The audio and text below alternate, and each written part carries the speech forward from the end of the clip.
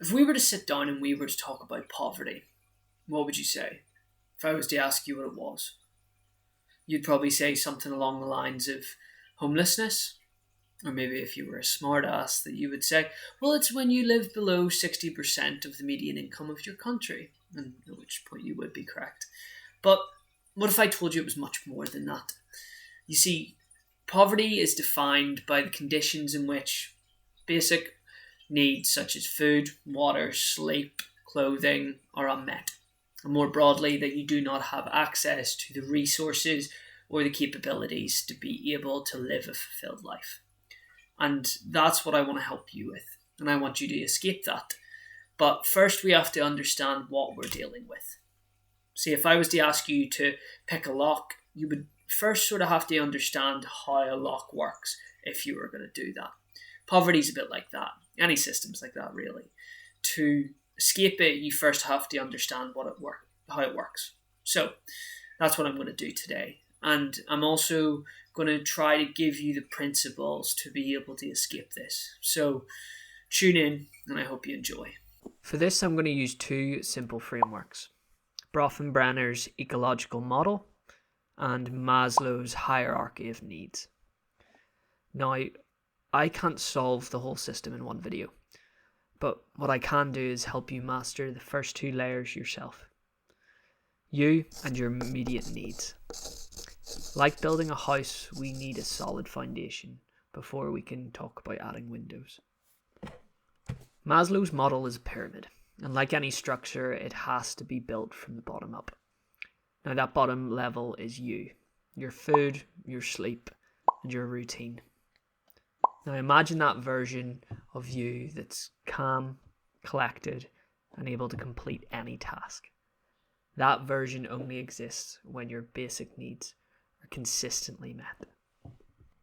Now, here I'm talking about shelter, food, water, and sleep, as well as clothing. So, how do we maintain these?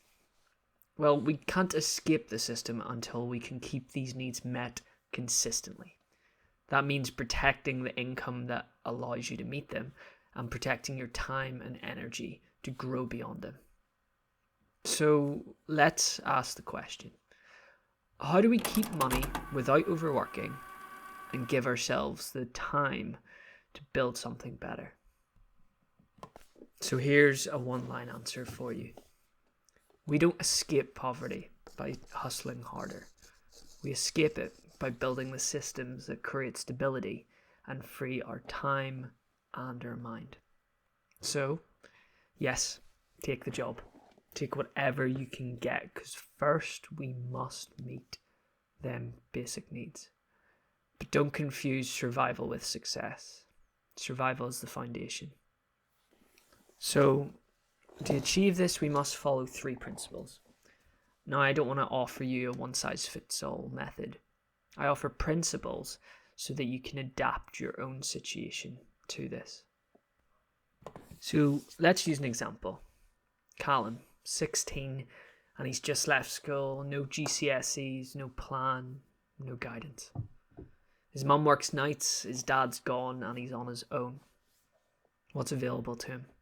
Maybe some shitty 0-hour contract, or maybe agency warehouse work, but no structure, no mentors, and no one to show him how to manage money, how to sleep properly, or even how to eat right.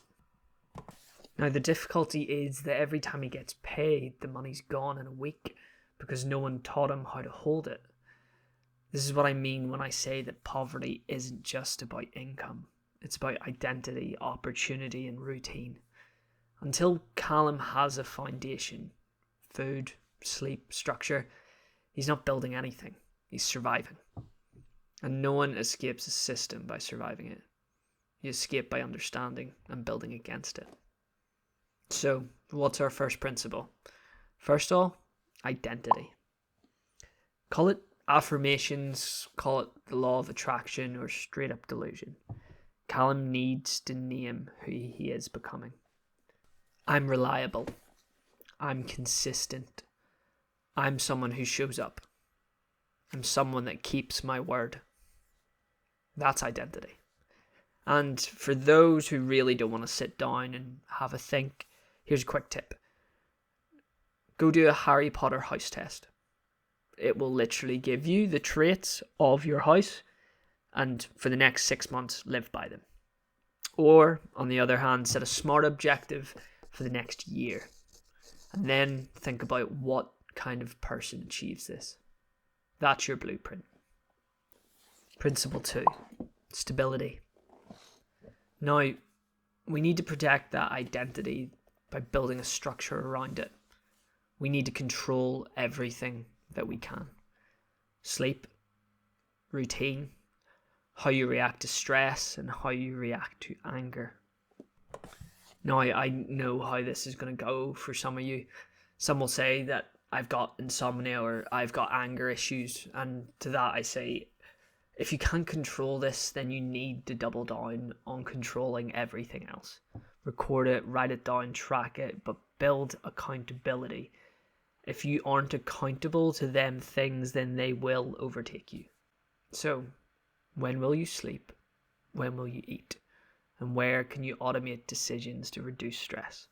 The more you put on autopilot, the more mental space you free up for growth. Principle 3, confidence. See, confidence doesn't come first. Repetitions do. No one has confidence in the things they don't do. You want confidence? You have to earn it. Start small. Stick with it for 3 months. For this to work, you need to build stability before you scale. You see, confidence is the byproduct of consistency. So over the next 6 months, we're going to explore all of this in depth. Everything from these different character traits and these different pillars to how to control money and make it work for you.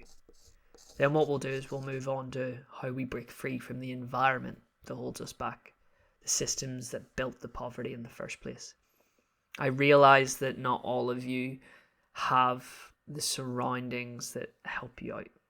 But for now, remember the final principle, and that will follow you through everything I teach. Always learning. The only reason we're not like every other animal is because we kept learning. We tried, we failed, we adapted, and then we rose. You're not broken. You're not stuck. You're now a student. That's your first identity shift. Let's build from here.